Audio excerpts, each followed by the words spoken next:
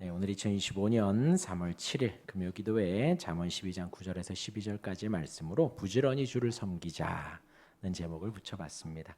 한 주간 평안하셨나요? 네, 잠언 말씀이 한 절 한 절이 너무나 큰 은혜가 됩니다. 오늘 새벽에는 의인에 대해서 나누었습니다. 의인의 생각과 말과 행동이 중요하다. 오늘 새벽에 나눈 말씀입니다. 의인의 기준이 뭘까요? 의인의 기준은 우리의 행동과 우리의 삶과 우리의 행실과 과거의 앞으로의 우리에게 기준이 있지 않습니다. 의인의 기준은 절대 우리에게 있지 않고 의인의 기준은 오직 예수님입니다. 예수님만이 우리의 의로움의 기준이 됩니다. 그러기에 의인이라, 성경에서 의인이라고 하면 예수님 생각을 하고 예수님의 삶을 묵상하고 예수님을 믿으며 그 말씀을 배워가는 자가 바로 의인이지요. 그러한 의인에게 늘 예수님의 생각이 있고 예수님에 대한 말씀이 나오고 주님 가신 그 길을 따라가는 행동이 또한 나오게 되어 있지요. 그러한 지혜대로 사는 자는 다른 사람에게 칭찬을 받는다 하였습니다. 그런데 생각도 남을 괴롭히려 하고 말도 다른 사람의 피를 흘리려 하며 악한 생각들만 한다면 그는 다른 사람에게 멸시를 받고 소멸하는 인생이 된다 하는 것이 오늘 새벽의 말씀입니다. 그러니까 믿는 우리가 생각도 주님이 주신 생각대로 말도 주님 주신 말대로 해야지 라고 다짐하지 마시고 주님을 더 사랑해야지, 우리의 의로움이 근거가 되고 의로움의 기준이 되는 주님을 더 가까이 해야지 하는 것이 우리의 다짐이 되어야 합니다. 그러한 우리가 되길 바랍니다. 이어서 오늘 말씀 보겠습니다. 우리 9절 다시 한번 읽겠습니다. 9절입니다. 시작.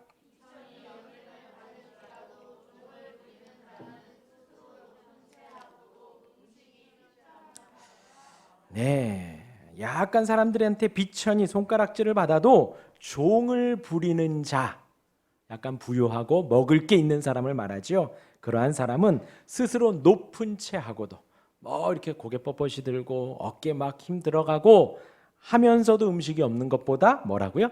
낫다. 이 말씀은요, 실질주의와 허영주의에 대한 대조를 말을 하고 있습니다. 비천이 여김을 받는다, 사람들이 알아주지 않는다, 낮은 생활 처지를 가르치죠.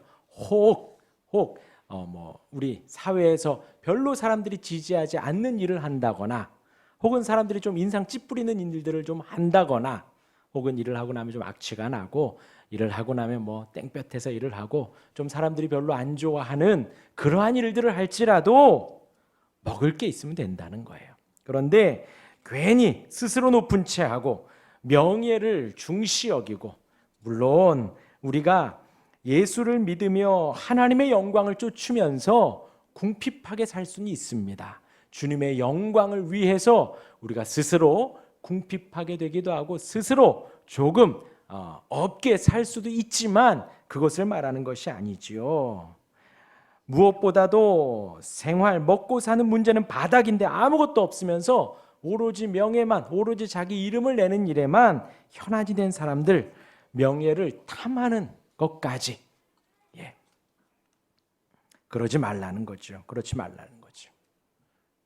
그냥 명예 내려놓고 그냥 일하면서 사람들이 조금 그렇게 보더라도 일하면서 먹고 사는 게 낫지, 먹을 거 하나도 없으면서 본인 괜히 고개 뻣뻣이 들고 그러면 그것은 옳지 않다라는 것입니다. 아무 일이나 하면서 라고 해서 범죄나 편법적인 일, 그런 건 불법적인 일을 하면서 살라는 것은 아니지요. 우리의 삶 속에서 주님의 이름을 따르고 하나님의 영광을 쫓으며 살아가야 합니다. 그러면서도 우리가 직업에 귀천이 없죠. 어떠한 일을 하든 하면서 먹고 살면 된다는 거예요. 자기의 분수에 맞게 살아가야지 분수에 넘치게 허세 부리면서 사는 것을 지금 이 9절에서는 지적을 하고 있는 것입니다. 이어서 우리 10절 읽겠습니다. 10절 시작. 의인은 자기의 가축의 생명을 돌보나 악인의 긍휼은 잔인이라. 의인과 악인을 대조하여 나옵니다. 가축이 나오죠. 왜일까요? 온 세상이 하나님의 창조물입니다. 온 세상이. 그렇죠? 그래서 당시에 가축을 보고도 이제 돌보고 또 이제 토지를 경작하고 먹고 사는 것, 그런 것들을 넘어서서 온 세상의 창조물을 우리가 귀히 여기라는 거예요. 여기에서 이제 반려동물, 반려묘 키우시는 분들 있죠.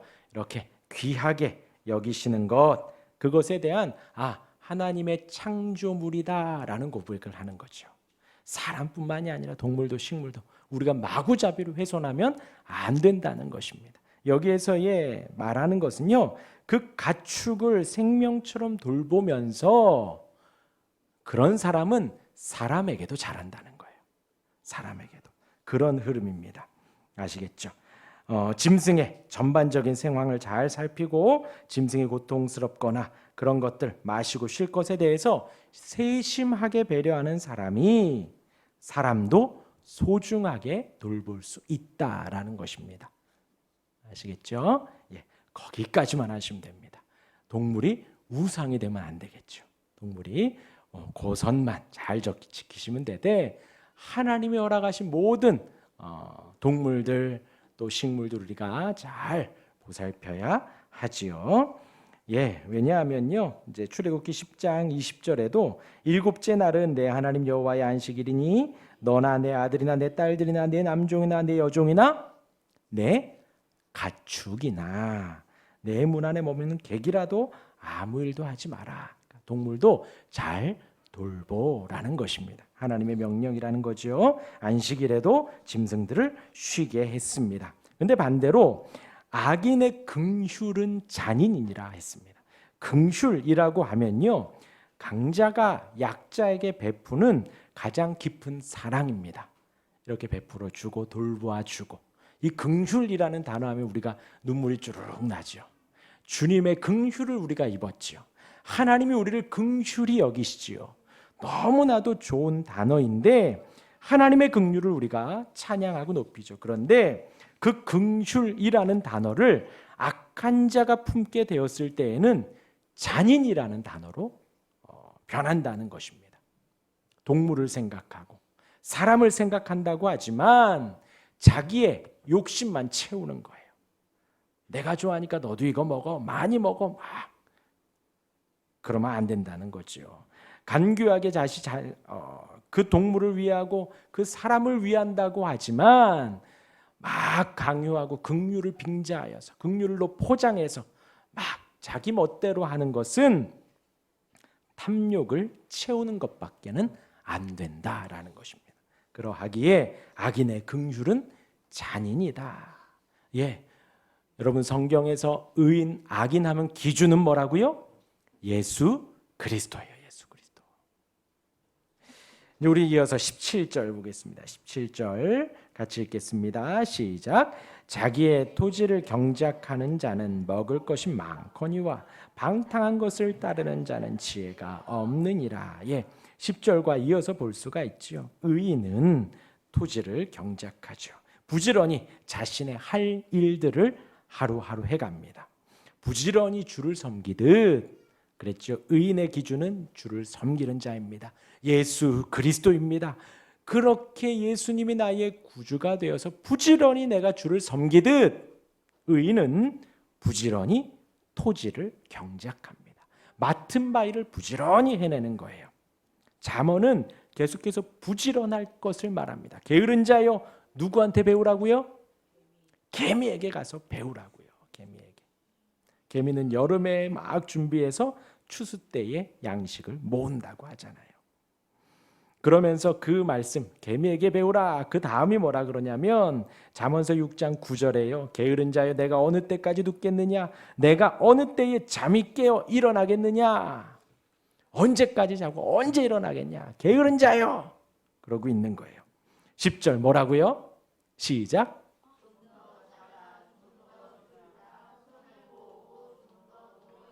하면 그 다음이 뭐예요? 시작.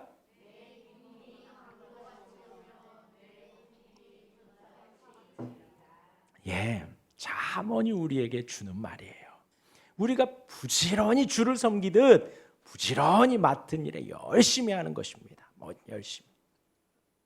언제까지 자고 좀 더 눕자, 좀 더 그러지 말라는 거죠.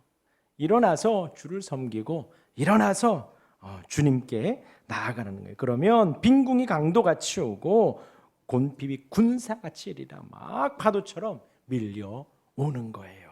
그러지 말라는 것입니다. 이어서 로마서 12장 11절입니다. 부지런하여 게으르지 말고 열심을 품고 주를 섬기라. 왜요? 왜 우리가 열심히 주를 섬겨야 할까요? 주님이 우리를 열심히 섬겨주셔요. 오늘도요, 그냥 매일매일 반복되는 오늘이 아닙니다. 내가 어제 그렇게 부족하게 살았는데, 연약하게 살았는데도 하나님은 여전히 오늘도 우리에게 호흡을 주신 거예요. 오늘도 먹을 수 있도록, 오늘도 마실 수 있도록, 오늘도 기도할 수 있도록 기회를 주신 것입니다. 얼마나 감사한 오늘인가요? 그래서 우리 주는 신실하신 거예요. 우리 주는 우리에게 너무나도 인자하십니다. 인자하심이 끝이 없지요. 인자하심이 충만합니다. 우리를 향해서. 얼마나 감사한가요? 주님이 우리를 향해 그렇게 부지런하시니 우리도 주를 향해 부지런한 거예요. 그 주님을 알면 게으를 수가 없습니다. 그러니 설교를 제가 여러분들이 설교를 들으면서 성경을 보면서 이렇게 해야지 저렇게 해야지 어떤 행동에 대한 다짐보다도 그것은 삶에 묻어나는 거예요. 주님의 사랑을 더 알아가기 위해 주님의 은혜를 더 받기 위해 주님의 그 인자하심이 내 안에 더욱더 충만하기를 우리가 바라고 소망해야죠.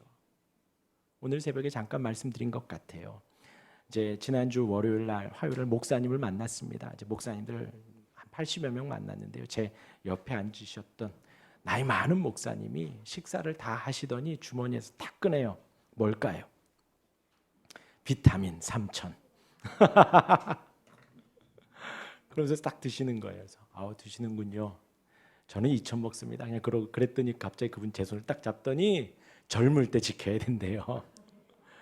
본인이 2000, 3000 먹었대요. 비타민을. 그런데 3000씩 5번을 먹는 사람이 강연을 하면서 비타민 많이 먹으러 한다는 거예요. 그래서 그 말 믿고 1시간 반 그 사람 강의 듣고 유튜브로 듣고 그때부터 3000씩 5번을 먹기 시작했대요. 눈 뜨면 우유 마시면서 먹고 밥 먹을 때마다 먹고 하면서 3000씩 5번을 드셨대요. 그랬더니 그 목사님 표현으로는 쥐젖이 다 사라졌고요. 컨디션이 좋아졌고 숙면을 취하고 부작용이 있대요. 방구가 나온답니다. 그거 외에는 컨디션이 너무 좋아졌다는 거예요. 제가 왜 이 말을 할까요? 그분이 또 예를 드셨는데 뭐라고 했냐면 그분은 이제 매일 이제 성경을 1시간씩 읽으시는 목사님이세요. 그러면서 하시는 말씀이 성경 3장, 5장 읽으면 이런 예수 믿으란 말이 안 나온대요. 근데 하루에 성경 1시간씩 읽으면 누구를 만나도 예수 믿으란 말이 나온다는 거예요. 왜요? 1시간씩이 고역이 아니라 너무나도 기쁘게 1시간이 지나가거든요. 몇 장이든 10장이든 20장이든 단 3장이든 1시간을 쭉 보면 너무나도 행복하거든요. 그러면 그날 하루 누구를 만나든 같이 예수 믿자고 같이 신앙생활 하자는 말이 그냥 저절로 나온대요. 본인이 3000씩 5번 먹고 컨디션이 달라진 걸 느끼니까 누구를 만나도 3000씩 5번 먹으라. 3000씩 5번 먹으라. 부지런히 주를 섬기는 것은 주님의 그 부지런한 사랑과 은혜를 받으면 주님의 부지런한 사랑과 은혜가 흘러넘치는 거예요.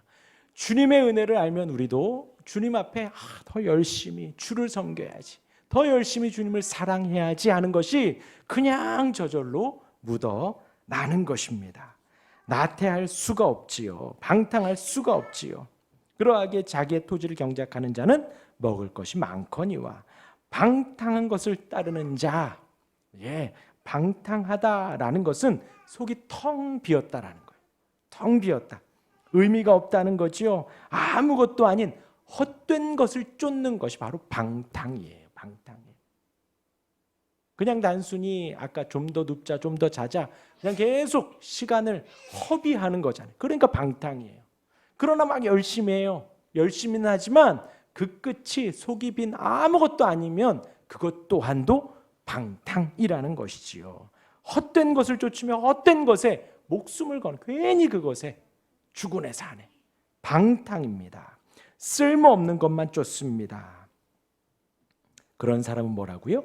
지혜가 없느니라. 성경에서 계속해서 말하죠. 지혜는 주님을 쫓는 것입니다. 지혜는 여호와를 알아가는 거예요.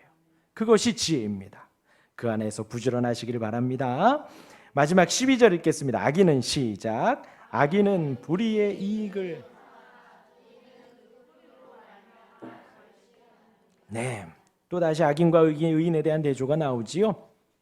위의 절과 이제 10절과 11절과 연관성으로 보면 악인은 게으르고 나태하지요. 방탕하면서 불의의 이익을 탐합니다. 옳지 않은 일들 쉽게만 돈을 벌려고 해요. 쉽게만. 얼마 전에 이제 다큐 프로에 외국에 나가서 이제 일한다고 하는데 되게 막 실제적으로 막 취재를 했더라고요. 예, 외국에 나가서 일한다고 엄마한테 나 나갔다 올게 하고 나갔는데 좀 있다가 전화 와서 월급을 못 받아서 10만 원 보내줘, 15만 원 보내줘 뭐 그런다는 거예요. 알고 보니까 그곳에 갇혀서 감금돼서 구타당하고 이제 뭐 살인적인 노동하고 뭐 그렇게 산다는 거죠. 근데 그렇게 발을 떼는 시작이 뭐예요? 쉽게 돈 벌 수 있다고. 쉽게 전화 몇 통하면 시간당 더 많은 고수익을 얻을 수 있다고 하는 말에 청년들이 혹해서 20대 청년들이 가서 그렇게 시간을 허비한다는 거예요. 예, 그 취재 보는데 무섭더라고요. 절대 돈은 쉽게 벌어지지 않죠. 벌어서도 안 됩니다. 쉽게 벌면 쉽게 써요. 그렇죠? 그러면 안 돼요. 제가 예전에 살겠던 데가 신도시 옆 동네였어요. 옆에 이제 이렇게 신도시인데 옆 동네예요. 그러니까 그 옆 동네에 권사님들이 계신데 그 권사님들이 요 신도시에 살던 권사님들과 아는 거예요. 그런데 이 신도시에 생긴 그 분들이 갑자기 막 그 부자가 된 분들이잖아요. 그런데 좋은 얘기 안 들려요. 갑자기 뭐 얼마 많은 돈이 생겼는데 땅이 팔리고 보상받고 해서 많은 돈이 생겼는데 자식들 간에 싸움하고 다툼하고 이랬네 저랬네 좋은 소리가 안 들려요. 쉽게 들어온 돈은 쉽게 나가고 어려운 일들이 생기게 되어 있지요. 절대로 그 유혹에 빠지면 안 됩니다. 또 요즘 뭐 AI로 뭐 주식해서 자동으로 돈을 번다. 없어요. 그런 거 없어요. 그렇죠? 뭐 온라인 도박하고 처음에는 따게 해준답니다. 처음에는. 그런데 아니에요. 학생들도 빚을 진다고 하니 절대 주의하셔요. 열심히 일해서 열심히 벌고 그거 그냥 잘 아끼면서 사는 것이 지혜로운 거예요.